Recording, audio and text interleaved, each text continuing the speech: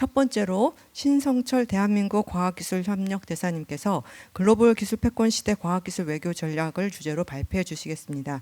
신 대사님께서는 카이스트 최초의 동문 출신 총장, 디지스트 초대 및 2대 총장, 국가과학기술자문회 부의장을 역임하셨습니다.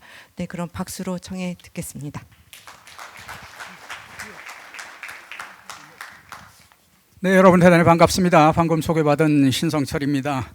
제가 첫 번째 발표이기 때문에 저는 아무래도 총괄적인 그런 얘기를 하는 게 좋을 것 같아서 제가 타이틀을 글로벌 기술 시대 과학기술 외교 전략이라는 제목하에서 말씀을 좀 드리도록 하겠습니다.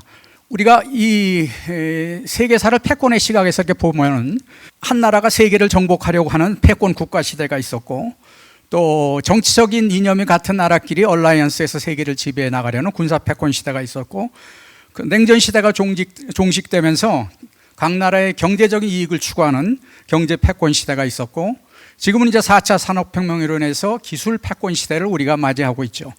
기술 패권 시대의 몇 가지 키워드는 승자 독식이고, 승자 독식을 위해서 초격자 과학기술을 개발하는 게 중요하고, 또 글로벌 공급망을 관리하는 게 국가의 경제 안보의 핵심이죠. 우리나라가 글로벌 공급망 측면에 있어서는 굉장히 취약합니다. 몇 가지 구조적인 문제가 있는데, 중국에 대한 공급망 의존도가 매우 높아요. 중국은 우리나라 중간재 수출 비중의 80%고 반도체 수출의 40%인 겁니다. 또 일본에 대한 높은 소부장 의존이 해소되지 않고 있죠. 또 핵심 광물의 대부분을 우리가 수입에 의존하고 있습니다. 또 에너지 대외 의존도가 높아서 화석 연료 93%를 지금 우리가 수입을 하고 있죠. 이번 정부가 들어서면서 12개 국가 전략 기술을 제시하고, 또 특별히 거기에 AI 반도체, 첨단 바이오, 양자 기술을 중점 육성 분야로 좀 생각을 하고 있는데, 우리만 하면 얼마나 좋겠어요. 근데 세계 강국들이 다 하고 있기 때문에 결국은 글로벌 주도권 전쟁이다.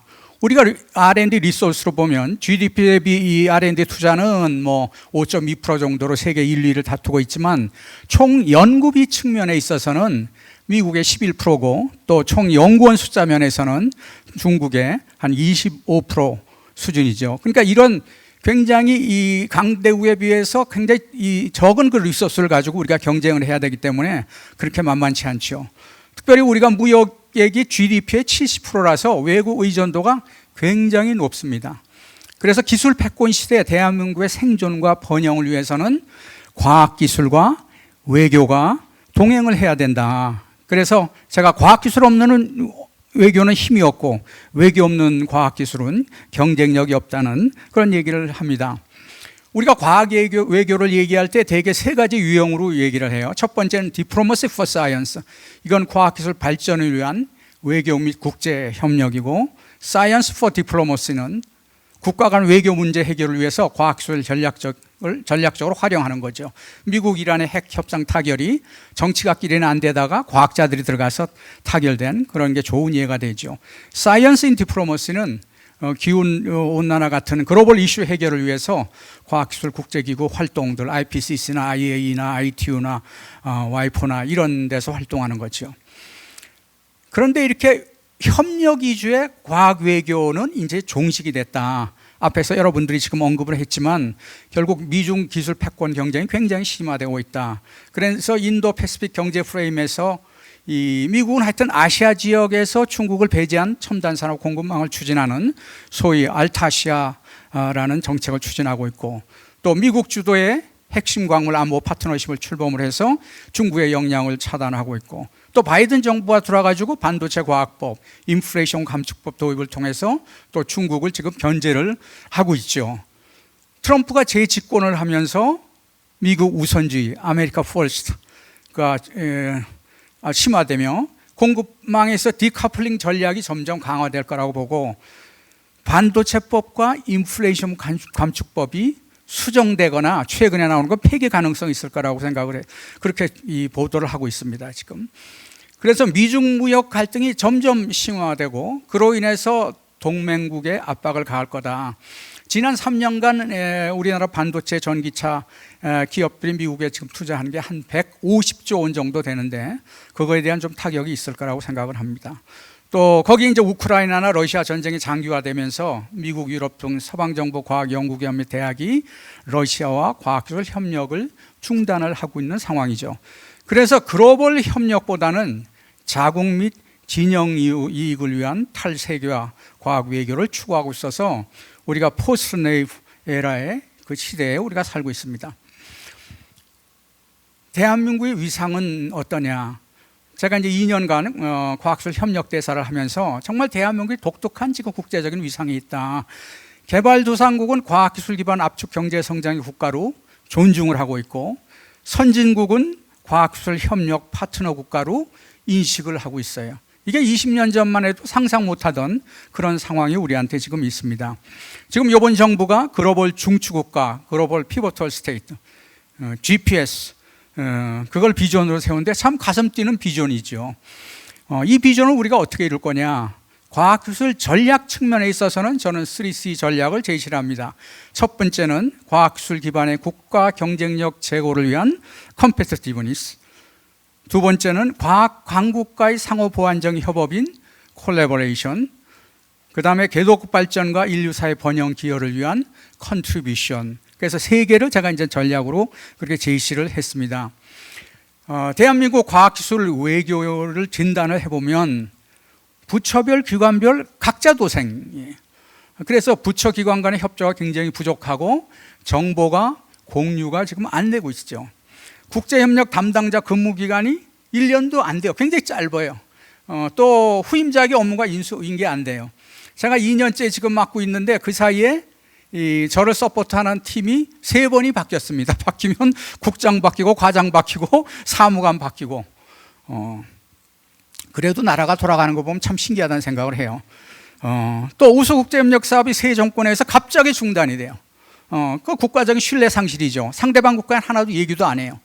그 다음에 지금까지 디플로머시 포 사이언스를 치중했는데 앞으로 사이언스 포 디플로머시, 사이언스 인 디플로머시는 굉장히 부족하다는 거죠.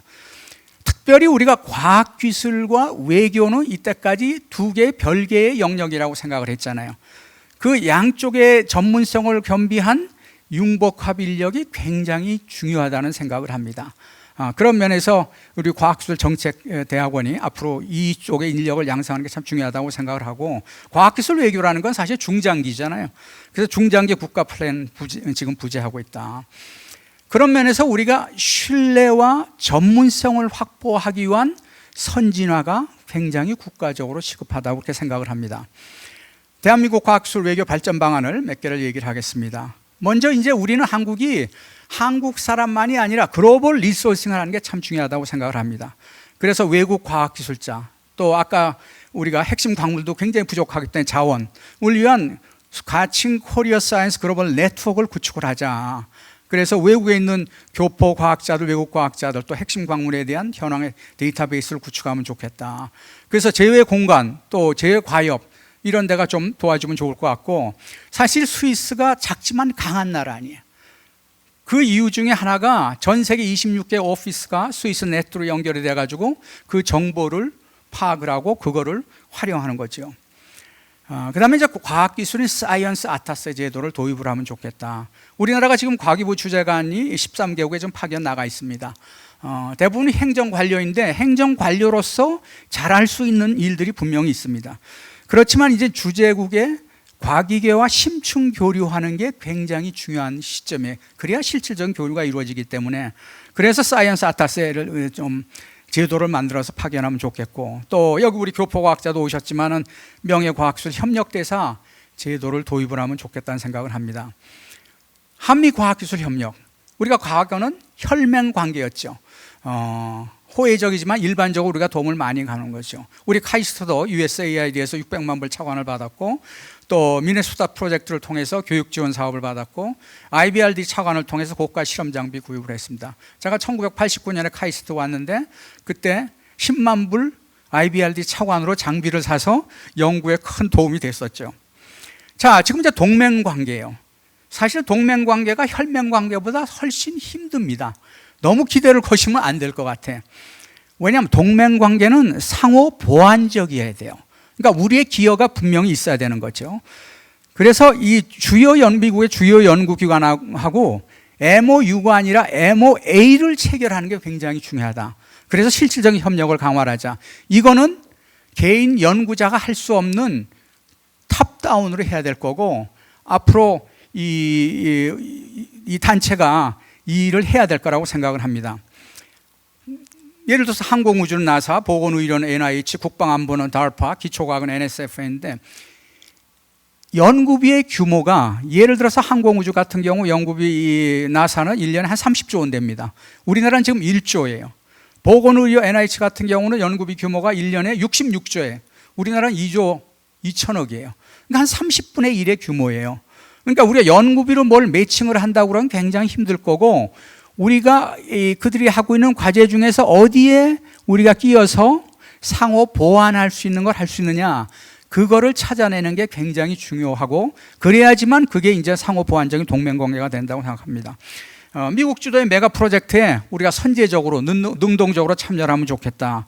그래서 지금 유인 달 탐사선 알테미스 프로젝트에 참여하는 건 참 우리가 잘하고 있다고 생각을 합니다. 이게 우리가 한미를 얘기하고 있지만 우리의 눈의 일부는 유럽 과학 강국하고의 기초과학 협력이 참 중요합니다. 유럽 국가들은 지금 한국하고 굉장히 하고 싶어 해요. 그래서 연구자들끼리 바텀업 어프로치가 충분히 됩니다. 예를 들어서 스위스, 스웨덴, 이스라엘, 오스트리아 이런 데하고 바이래터럴 공동 연구를 활성화하면 좋겠다. 오스트리아 같은 경우도 보면은 2022년에 퀀텀 인탱글먼트로 노벨상이 나오고 슈레딩거 방정식을 거기서 나오고 다 그런 나라거든요. 굉장히 한국하고 하고 싶어 하기 때문에 이런 나라들하고 같이 협력하면 좋겠다는 거고, 또 개발도상국의 이공계 우수 인력 양성이 굉장히 중요하다. 그래서 이거는 우리 대한민국의 지경을 넓히는 거고 경제 형태를 넓히는 거고 친한 리더를 양성하는 거죠. 지금 케냐의 카이스트 이제 설립이 이제 거의 마무리 단계인데, 제가 개도국 대사를 만나보면 마지막에는 다 원하는 게 자기 나라에 카이스트를 설립해달라는 거예요. 뭐 전 세계 우리가 다 할 수는 없죠. 그래서 제가 정부에 얘기하는 게 한 10개 정도를 우리가 뽑아서 국가의 이익이 되고 그 나라가 또 대표성 있는 그 나라를 해주면 좋겠다. 국무회의에서 좀 논의를 해서 결의를 하면 좋겠다. 그렇게 건의를 하고 있습니다. 제가 대사 되고 나서 저한테 노벨 과학상 좀 빨리 받게 해주시오. 그거 어떻게 할 수 없느냐. 과학 외교가 굉장히 중요하다고 생각을 합니다. 사실 노벨 과학상은 이제 국민들의 자존심이고 국가 위상인 것 같아요. 그런 면에서 우리가 일단은 우리의 좋은 연구 업적에 나와야 되지만 그거를 스웨덴 및 유럽 과학자들한테 잘 알리는 게 굉장히 중요하고, 제가 이분들을 만나보면은 훨씬 더 우리가 빠르게 노벨상을 받을 수 있는 그런 길이 있다는 생각을 합니다. 그 다음에 이제 아까 과학기술 외교의 글로벌 전문가 확보가 참 시급한데, 그래서 제가 또 중점을 드린 일이 외교관을 위한 과학기술 지식 및 마인드예요. 그러니까 외교 협상 테이블에 모든 게 기술에 관계되는 거잖아요. 그러니까 기술 용어를 모르면 우선 자신감이 없죠. 그런 면에서 이 외교부 직원들, 또 특별히 이제 공관장들이 앞으로는 과학기술 외교의 천병 역할을 해야 되기 때문에 공관장 들어왔을 때 강연하고, 특별히 우리가 반응이 좋았던 게 과학기술 외교 아카데미예요. 그래서 우리나라의 대표적인 이 과학자들이 와서 강연하고 토론하고 그런 프로그램이 진행됐었습니다. 대한민국 과학기술 외교 전략 로드맵을 마련하는 게 중요하다.